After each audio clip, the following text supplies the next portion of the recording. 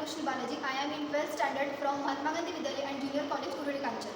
Good morning all. My name is Devde Pranjal Prakash. I am from Mahatma Gandhi Vidyalaya and Junior College, Urudi Kanchan. I am 12th standard science student.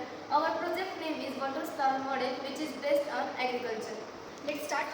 अतिवृष्टीमुळे होणाऱ्या पिकांचे नुकसान. अनेकदा अतिवृष्टीमुळे शेतात पाणी साचून राहते. ते साचलेले पाणी पिकांना परिणाम करतात व पिकांची नासाडी होते. शेतकऱ्यांना त्याचा खूप परिणाम होतो. वर्षभर केलेली मेहनत काही क्षणातच वाया जाते व पुराचे पाणी देखील त्या शेतजमिनीवर अनेक दिवस साचून राहतात. ते साचलेले पाणी अनेक दिवस ओसरत देखील नाही. त्याचा परिणाम पिकांवरही होत असतो. आणि त्या पाण्यात ते पीक अनेक दिवस टिकून राहू शकत नाही.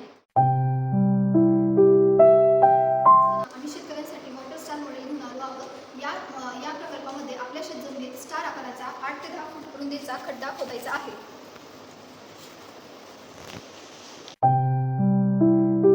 यामध्ये आपण 2 ते 3 फूट उंचीचे मोठमोठे दगडाचे थर करायचे आहेत.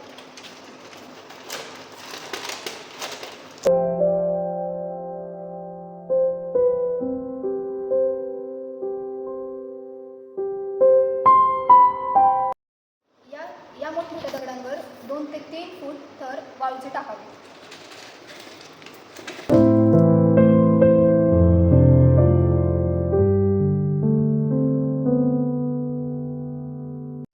जागा रिकामी ठेवावी व त्या रिकाम्या जागेत आपल्या शेतजमिनीतील माती टाकावी.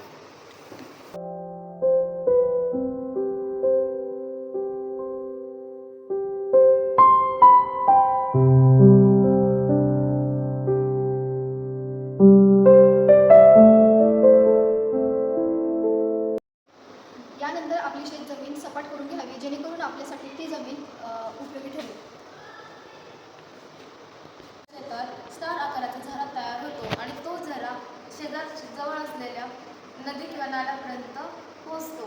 आणि ह्या झऱ्याद्वारे आपल्या शेतातले पाणी त्या नदी किंवा ओढ्यापर्यंत पोहोचते व परिणामी शेतात पाणी साचून राहत नाही आणि त्यांचा परिणाम पिकांवरही होत नाही.